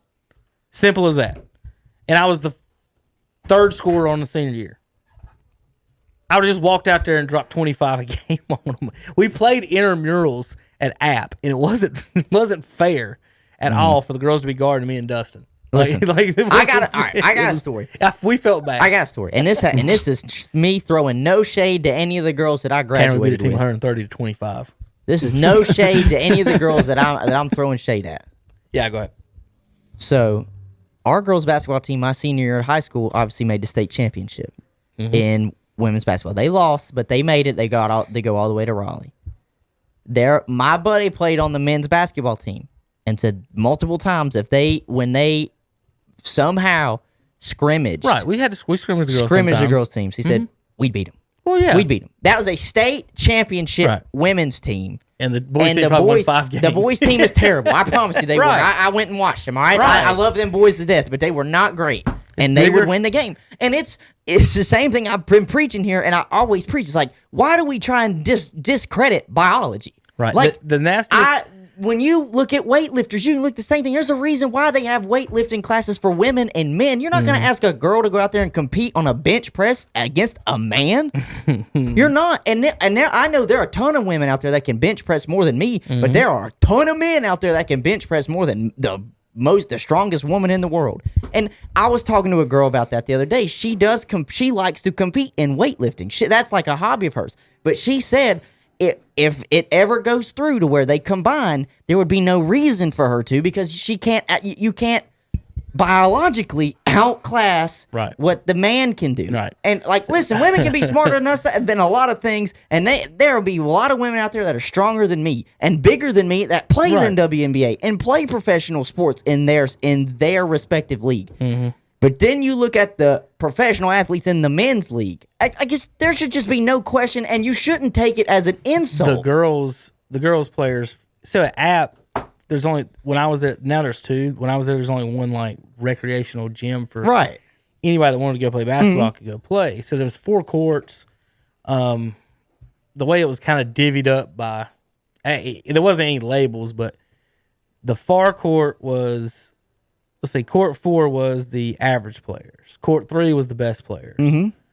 Court 2 was for like teams practicing and playing, so like your intramural teams, and so a lot of people didn't play on 2 unless you had a group play.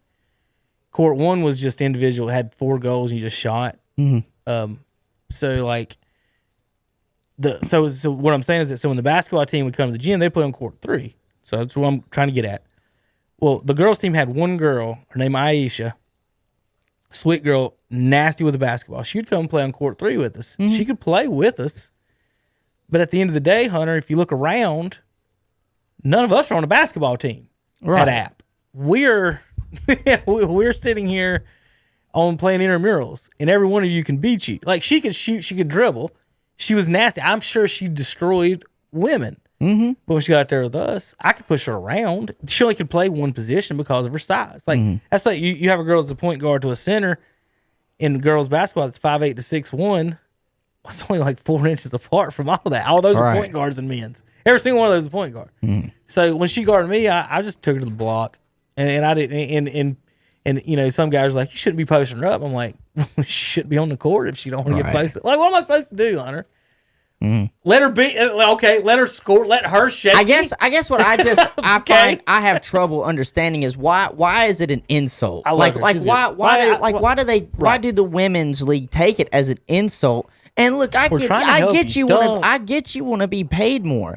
But what do they not understand about capitalism and how most businesses work? If I own a business and I bring in this amount of money, well, then I can only spend that much money that I have brought in.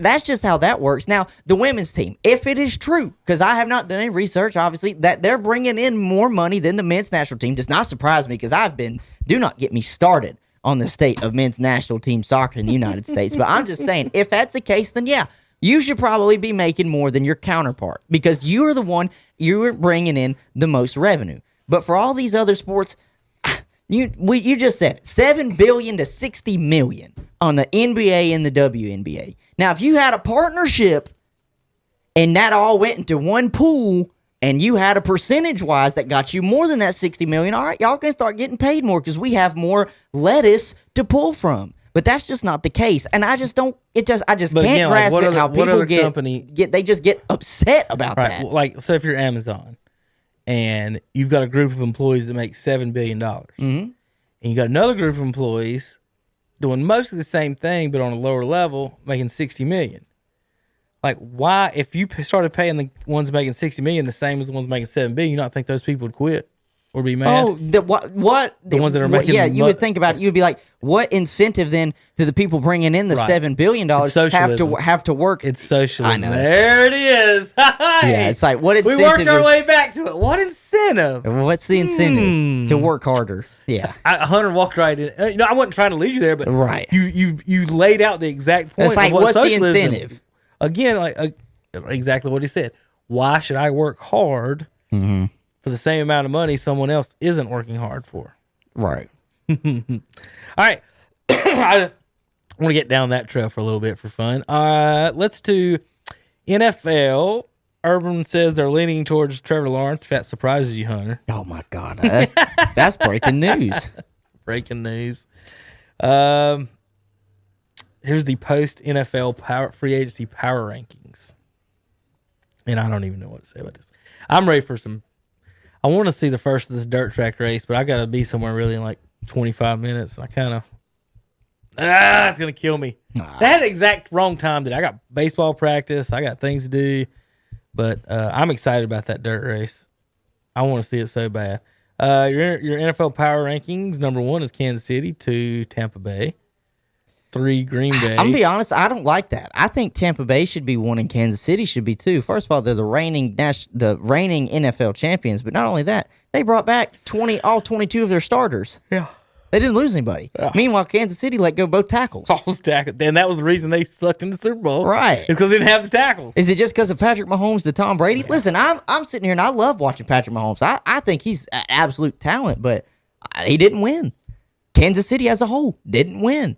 I don't think you should be second if you're the reigning champion. That's just not right.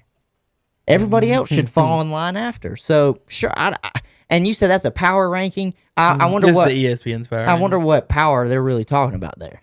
Because if you look, if you're going off of what you just saw in the Super Bowl, the real power is with Tampa Bay because they overpowered everything Kansas City wanted to do. It says best off-season move: releasing Mitchell Schwartz and Eric Fisher. Why? Why? They were both Fisher's coming off surgeries, and they cleared $18 million in cap space. Okay. Well, Eric Fisher was only 30. Young tackle. Packers 3, Bills 4, Ravens 5, Rams 6, Browns 7. I think what the Bills did, going out and getting Emmanuel Sanders, putting him on the wideout spot along with Stephon Diggs and Cole Beasley, is really going to help. And the Bills are in a position to where if they really need a running game. They're picking in the late 20s. They can get a running back. What about the Browns? Browns Starting the Rams, half of their defensive secondary. Which is good. They've had great defenses. I don't know how much that attributes to their defensive coordinator, but you got to have players to have that as well. I think that really helps. I don't know how it is for them, though, courting Jadeveon Clowney like they are. They did the same thing last year, and he didn't choose them. Did you know he hadn't had double-digit sacks? Oh, I know. I mean, he's underperformed. Don't want him at all. Overpaid. I was about to say, for the money that he's going to want, he will underperform. No, don't want him at all. He can sign with the Falcons for all I care. He might. Get him closer to home, Rock Hill. All right, here's y'all's teams in the area. 22, Washington football team. The best offseason move was hiring a new GM. He did. Well, true. You got Curtis Samuel. I like that pickup. We also just signed slot receiver, kind of like an Edelman type player, Adam Humphries. He played with the Titans. So our wide receiver core is slowly coming together. I wish we'd add another tight end to go along with Logan Thomas. But obviously Terry McLaurin, to me, is a top 10 wide receiver in the league at this point. He just catches everything. Chad Ochocinco, Chad Johnson, said he's probably the best route runner at his age he's seen since himself. So there's a lot of promise there. You know what holds us back, though, was the Fitzpatrick signing. Everybody's going to knock us on that. And I'm buying into it for a year. I know what he is. He's a stopgap. But at the same time, if you're a team that really looks like you could be a quarterback away and maybe, I don't know, like an offensive tackle, which you're in position to possibly draft one in this year's draft from a Super Bowl run, then I wish we would just get the quarterback situation figured out. That's me. I'm tired of us having our shirt that has the name of quarterbacks get longer and longer, like how the Cleveland Browns did for years. That's just every year it seems like we're turning out a new quarterback. For God's sakes, last year we played 4, and we went 7-9. The guy with one leg won all the games. Won 5 of them, yeah. And now I don't even know where he'll sign. I don't know. I think they said they were talking about maybe Dallas as a backup. So now that Andy Dalton's gone. Well, it'd be a bad idea. No, because you know who really should sign him? New England. I mean, they should. I mean, he might beat Cam out. That's what I'm saying.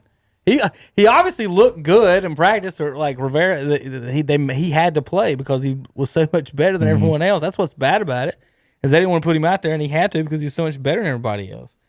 All right, let's mock draft some drafts after all this mess this weekend. Hell, I think seems like there was something else that we were going to talk about today. What was it? Because I know I wanted to yell and scream about something. I don't know. But I couldn't. I don't remember. We might have more movement. I think we might. Obviously, we're about 30 days, just over a month away from the draft. It's like April 20-something. Falcons don't know who they want to freaking pick. Well, y'all need to trade back, but that's just me. Trade back, get an extra pick for that 4 pick, if you can, or a player. All right, so I was listening to you Saturday a little bit. You was talking about the Panthers giving up to, God, why do I got the Yawns all of a sudden? Giving up to 4. I think. Well, if they want a quarterback, they have to because they messed around and let the place where they needed to get, which is in front of Atlanta. Because if Atlanta thinks about taking a quarterback, they're not going to trade with their in-conference rival, the Panthers, for a quarterback. I honestly think the Panthers would be best off running it back. They'll actually have a healthy Christian McCaffrey. Well, let's put it this way. And Tom Terry brought up they drafted all defense last year, but that went from 31st like 18th or 19th or 20th. You didn't get it. You're still not top 10, so you still obviously need defenders. So if they did that again, Hunter, stay with me, and went all defense again, he pretty much got you starters in 2 drafts. I think they start doing that in the second round because where they're picking, I think they might need to swing for Kyle Pitts.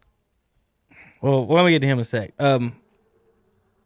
I wouldn't want to be in the position they're in, and you guys as well, in 8th to 18th, picking the 4th. You're getting the 4th choice. Whether or not he might be the best quarterback, because we don't know. But I don't like having a 4th choice of something, and it's pretty much, I'll just get whatever I get. When again, you could have a Kyle Pitts or Daniel Jeremiah tweeted out the other day, was like, ask him a question, and I basically what if you put one of these big real quick? What if you put one of these star wide receivers?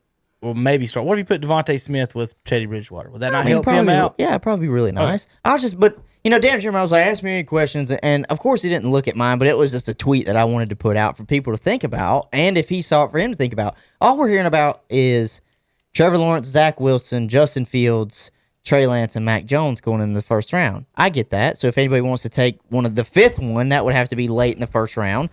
Why is nobody talking about like Kyle Trask?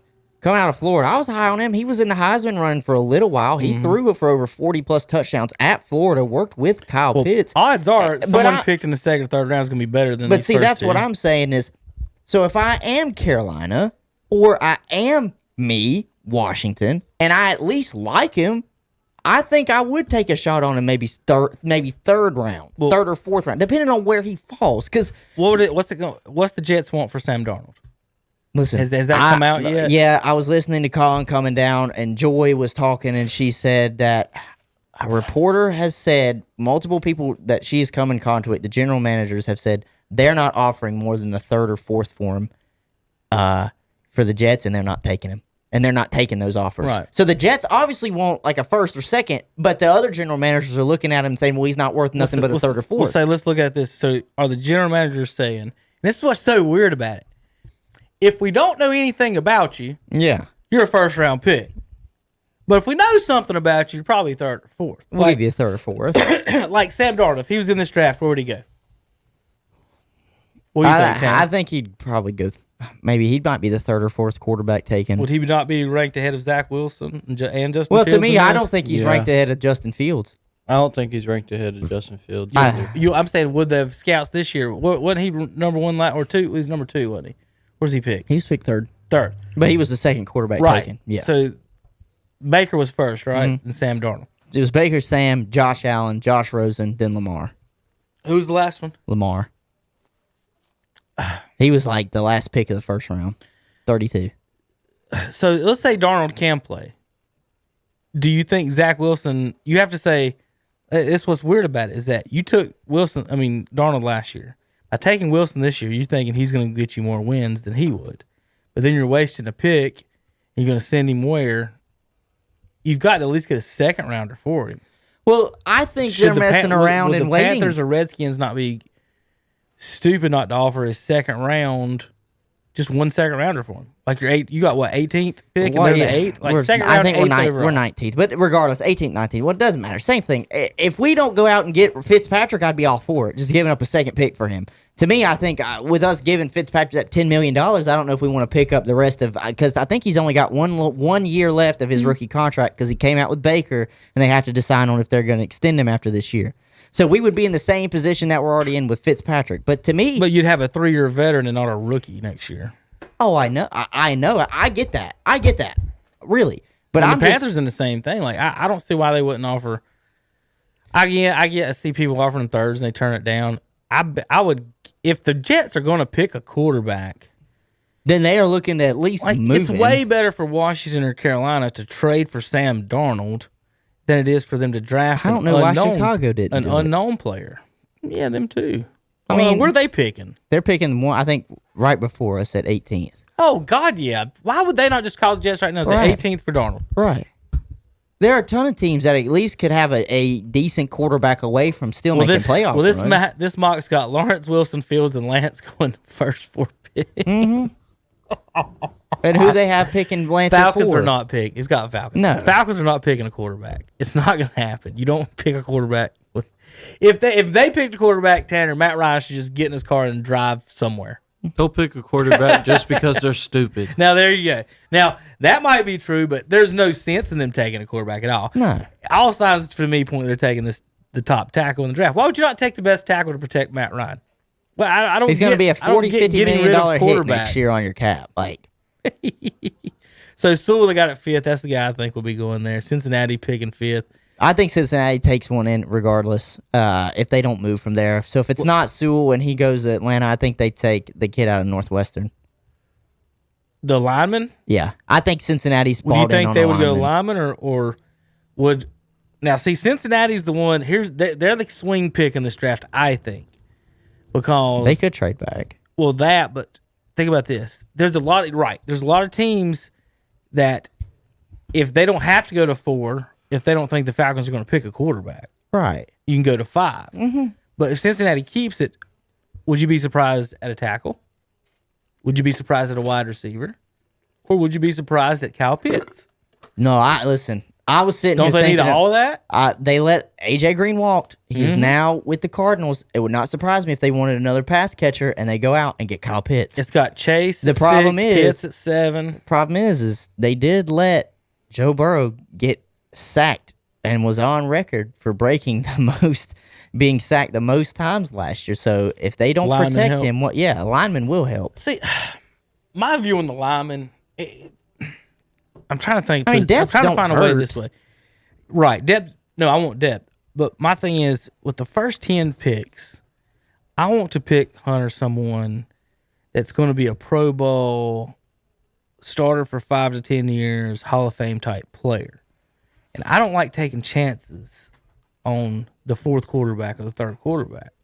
So let's say you're sitting there at Cincinnati.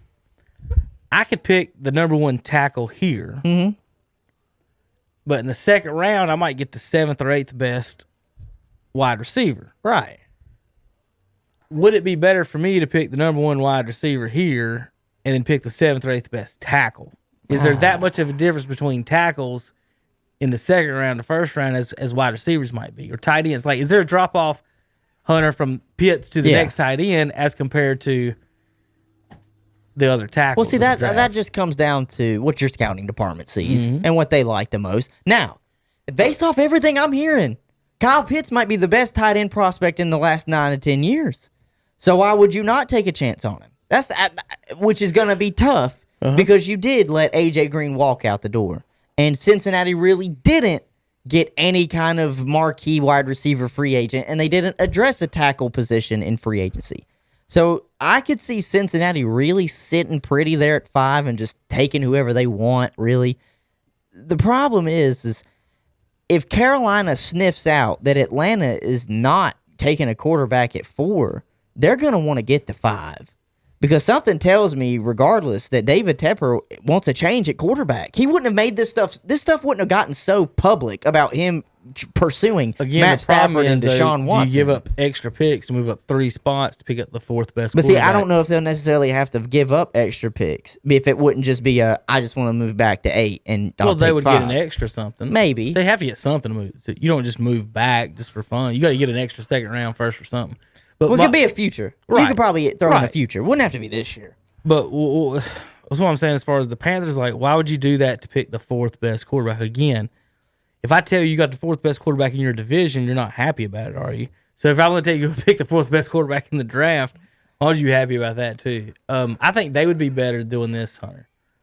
I think they look at themselves though already and say we have the 4th best quarterback in the division. I think they should wait a year, pick all defenders again, let Teddy and McCaffrey work together for a year. See if it works. That's what the Falcons need to do. They need to just pick all defenders. That would be very smart for you guys. I agree, Tanner. So our defense is trash. I think agree. the Falcons are going to look around, though, and say, are we going to, quote-unquote, reach for a guy here at 4, or could we necessarily trade back, get something extra, and get the same guy at, like, 7 or 8, maybe 9? Because everything that we're seeing, these defensive players, I think the highest graded defensive player I saw was Caleb Farley. I think he was like the 10th highest graded player, and he was a cornerback. But if you're the Falcons, a cornerback's not changing your life. You can't get to a quarterback. Yeah. So you might need a pass rusher, but is it really worth reaching on a guy at 4, or can you just maybe trade back and accumulate more picks for in the future? He's got Farley at 13 now. He's dropped back.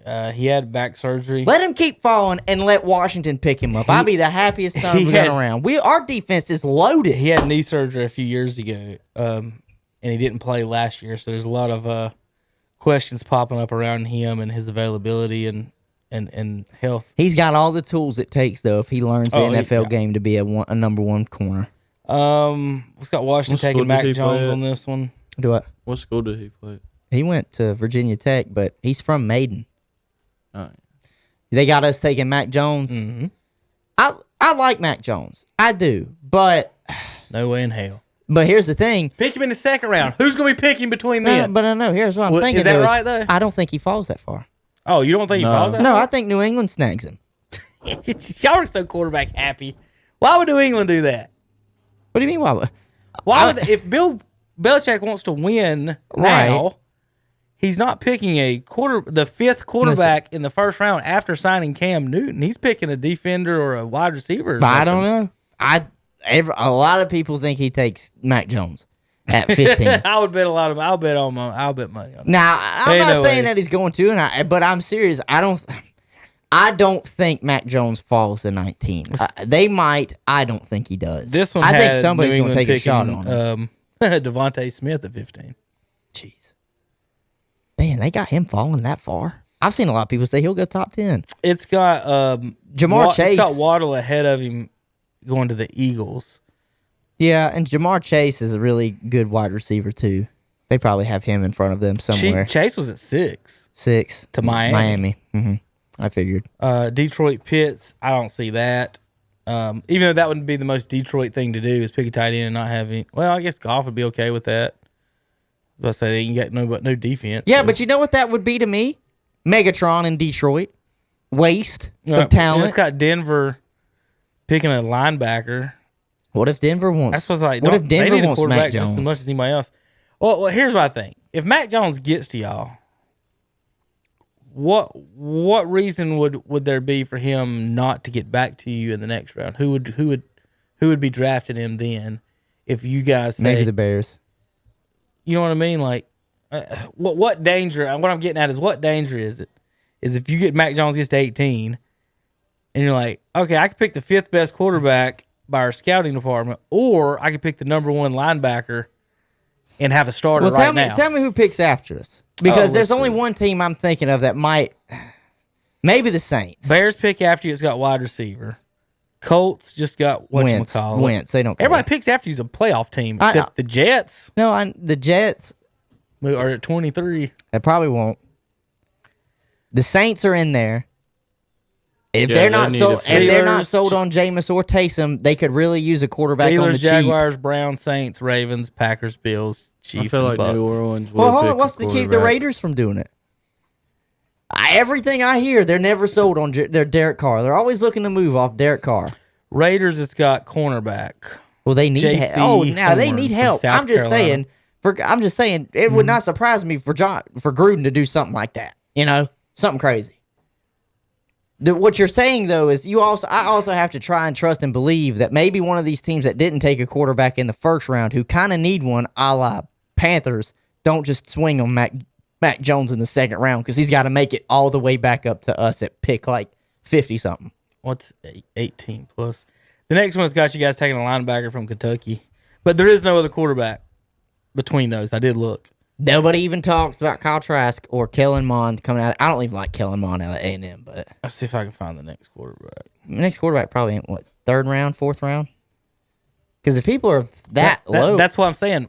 if y'all might be smarter to wait to this at least the second round to pick Jones if he's there at 18 or 19, because you could pick a stud starter and then still pick up him later. There is no other quarterback in the first 2 rounds, according to.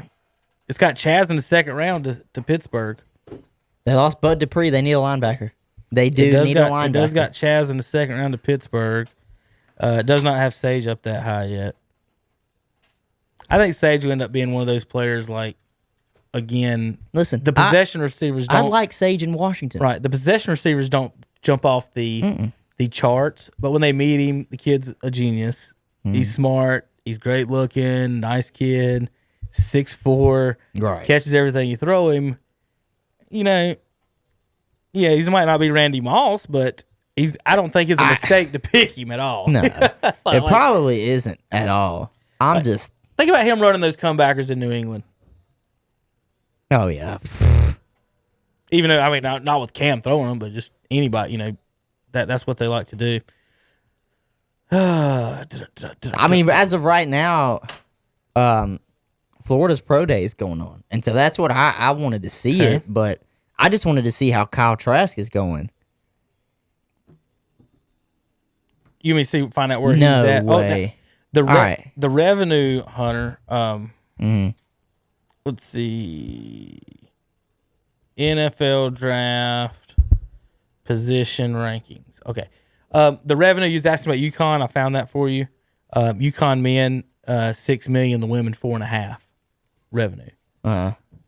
So there's you a good example. What you were talking about. So what earlier. Was it again? The men made 6 and the women made $4.5 million. Okay. So I mean, they both made their millions. Think about that. The UConn basketball program made $11 million, and the WNBA only made 60.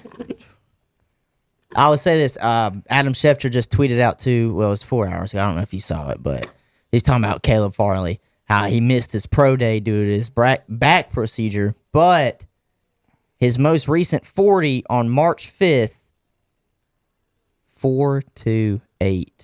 Yeah, I mean he's going. He's the fastest.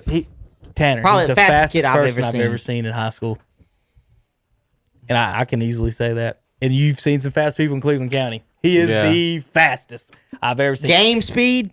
Keywan Pryor, left to right, is probably the best I've seen maybe since I've played. Shiftiness. Norris Hopper, the baseball player on the back of the screen right here, is the best one from Shelby. But Keywan, fastest straight line speed. It's not even close, Tanner. They were playing Lincoln with Sage. So they put Sage as his spy. Okay? And they put Caleb at quarterback, and they were just running sweeps. And he was beating Sage Surratt to the corner on quarterback sweeps. That's how fast this dude is. I mean, it is insane. Like, he's gone. Now playing corner, the thing about that, playing corner, it's back up, it's turning, it's moving your feet. It's not straight line speed. So that's different than having the ball in your hands. I think it'd be Hunter as a kick returner or a punt returner. Oh, my God. You was asking about Kyle Trask, Hunter. He's ranked 72nd overall. So that puts you in the mid-third round. Yeah. So that's where you're wondering about him. Jamie Newman is the next from Georgia, and then Kellen Mond. Now, see, I don't understand why Jamie Newman is right there behind Kyle Trask, because Jamie Newman, sure, he put up good numbers at Wake Forest, but he opted out at Georgia, and that's because a lot of people believe it wasn't due to he was scared of COVID, it's because he couldn't beat out the guys in front of him. And he just wasn't, it was going to look bad if he was second or third string as a grad transfer, thinking he was going to come in and have the job, so he just opted out. I don't know. I could just be saying that, but honestly, that's what a lot of the murmurs were on why he opted out, was because he couldn't beat out JT Barrett and the guys in front of him. Let's see if this is a... But Newman did have a great year at Wake Forest throwing the ball around the block to Sage. He really did the year prior. This ain't our video, but this is some video from Caleb running quarterback. Now, but pull it up. This ain't the game that I was talking about. This is the same season, so this just watch how fast. Shong. He was going at the 50. I'll go back up one more time. I know he's about to show a lot of them. So this is the 25. They're just running quarterback sweep, Tanner. Look at that. Well, let me go back the other way. Let me just juke the whole team. Ladies and gentlemen, anybody He that, changed sides of the field juked the twice. whole listen, anybody that played against him from my high school, they can sit there and tell you that it's different whenever you play somebody like that. Yeah, it is. Like it's same thing when they played Sage and when they played Chaz. It's like it's different than just playing an everyday guy. 50, gone with the 50. When he hit the 50, it was over. Look at that. He ain't even touching him from 35 yards out, walking in. The closest guy to him is 20 yards away. Insane. Look at this. Fake. Nah. I mean, everything was this play. That was the best play. How the heck Look at is he this. that fast? 9 people in the box. Holler! Look at that. And he walked in the end Tanner, zone from let me tell you something. 25. You can work on strength, you can work on arm, you can work on just your knowledge and your eyes and your technique. You cannot teach Look, 4 of them. speed. 5 of him having 20 yards back. They had him 20 yards back, and he's about to score. You cannot teach speed, and that's a game changer on a lot of levels. So, listen, I know obviously didn't get to do his pro day, but people looking at that from like 2 weeks ago, March 5th, 3 weeks ago, running a 4.28, yeah, This shit's amazing watching this because his legs are so long. Right. This is Lincoln right here. Watch this. Watch him. I remember on the video go, wow, right about there. I mean, how many runs are we seeing, guys, when he's at the 30-yard line and nobody's near him? Mm-hmm. This one is 4th and 15. 4th and 19, it looks like. He ran a touchdown. He ran 75 yards.